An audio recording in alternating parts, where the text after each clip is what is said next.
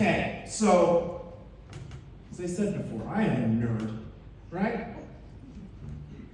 I am a scientist through and through. In fact, I hide it, but I have a variety of different tattoos. You're thinking, oh, tattoos are cool. They're all of different scientific instruments, telescopes, microscopes, prisms, you name it. I have the unique ability to even make the most cool renegade things boring and nerd. I married a competitive snowboarder at a very high level who loves punk music. And if there is ever a common example of a Prince Charles marrying a Princess Diana, that's me and my wife. Everyone's like, oh my goodness, Princess Diana, she's out partying, and Prince Charles right here, right? That is our relationship, right? But it's a beautiful thing because what I am saying for all of this confession right here is in this scenario, I am a nerd, and the reason that I brought into this is in 5th grade, I was actually a town beekeeper. Young age of about 10, I was the one that would, whenever there was a wild swarm of bees, I was the one that was called to domesticate them. I'd be pulled out of elementary school by the principal, and I'd save the town. That's right, I'm a hero, right? Not all heroes wear capes, some of us wear bonnets, right? And that was me. I did it twice, it was only twice, but man, those were the 2 best days of my life. But in that scenario, what I love and was always fascinated is life. The bee, the plant, right? The ant, the hummingbird, the crocodile that we ran away from, that caused fight or flight in us that we learned about. They all boil down to this same exact mechanism. They're all made of cells. All life on Earth, even the bacteria, is made of cells. And it was such, once I understood this concept, all of a sudden the bee didn't become an insect. It became my sibling. We were connected. We were made of the exact same stuff. And then you dive into the cell, and you realize the millions of chemical reactions that are happening inside the cell of the honeybee are the same identical chemical reactions that are happening inside my cells. And then you realize the power that the reactions are happening the same. It made not only us siblings, but it almost felt that we were one. And it was at that moment that I was like, I am going to be a scientist. Now, this is the beauty of all life on Earth, is that we are connected. But additionally, all life on Earth has its limitations. All life ages. Everything, even the tortoise on the Galapagos Islands that lived to be 600 years old, age. Even trees that live thousands of years eventually age and die. Why is it all life has a common factor of aging? What is aging? And why is it, as I age, my body breaks down? Why is it, as I age, I'm more susceptible to sickness? Why is it that Decker isn't tired and I am? Have you guys ever thought about the word antioxidant? What that means? Antioxidant, oxygen. But yet, I thought oxygen was a good thing. Have you ever wondered, why would I want an antioxidant?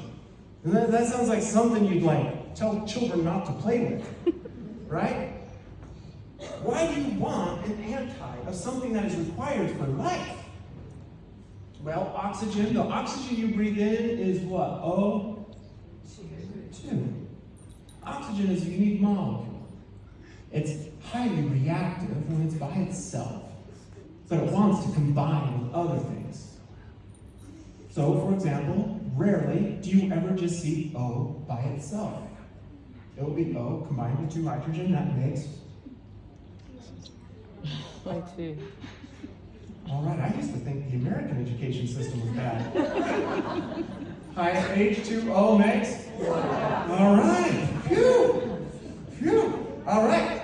Oxygen that I breathe in is O2, right? It's always going to combine with something. Now, interestingly, what do you exhale? CO2. You notice there's a difference there? I take in O2, I exhale. Okay, here's a little tidbit for you guys. Have you ever wondered when you lose weight, where does it go? Do you think you sweat it out? Do you think you go to the bathroom it out? No. You exhale it. The weight you lose doesn't find its way into the sewer system, it finds its way into the atmosphere. That carbon is, everyone's trying to breathe really fast right now. Before I tell people this, I feel like I need to give everyone breath mints. Just because it's a collective up on stage, it's a collective 200 people's breath coming at me at once. No, but that carbon is what came in from the food. That carbon was yesterday's pasta, right? That sat there, and our body then sucked the energy out of those bonds, and then it's left with an unenergized carbon, and then it throws it onto an oxygen and sends it out of your body. That's life, all life on Earth, from the bacteria to us. Utilize that method. It's called cellular respiration. Now, beautiful thing, but the problem is to attach that carbon, those oxygens have to be momentarily split. And when they're split, they're exceptionally reactive. When they're split, that momentarily that they are split, they form what is called a free radical. A free radical is that oxygen is looking around, just anxiously looking to find and bind itself to whatever it can, and does a variety of damage. It is a ticking time bomb looking to attach itself to any organic molecule or DNA, which when it binds to it, mutates it. To proteins, when it binds to it, it causes them to gum up or to be decomposed. That's why when you're collagen, it gets what's called oxidized, breaks down. That's why we get wrinkles. Right? That oxygen will bind to your cell membrane and cause those cells to ultimately break open and fall apart. That is why your immune system begins to be more fragile as you age. Those oxygens begin to just bind every which way and do damage from the inside out. That's why all life ages. Now, our body has the ability to sequester that as much as possible, right? For example, our body makes glutathione. Glutathione is a great antioxidant. But it doesn't do it all. Antioxidants can only be used once. An antioxidant more or less lets the oxygen attach to it, and then it dies off. Takes the one for the team, so to speak, right? Now, in this scenario, what we need to do is we want to surround ourselves with as much antioxidants as possible. Because you look, I'm going to go back to slide or two, and you see all of these benefits of Noni, and you're like, how can one thing do so much? All I'm going to point out is you notice all of those things are found in older people and less in younger. So when you ask, how can one thing do so much? It is because it's simply helping our body age less. And in that scenario, what is happening is our body is being better at responding to those free radicals as they are hitting us. This is something that is so important because as you are losing weight, you're utilizing the energy that our body is storing, right? If we eat more than we burn, our body just doesn't say, oh, I don't need you, and go on your way. Our body is a wonderful saving machine. It is very frugal, and it loves to have its savings account wherever the swimming suit doesn't cover.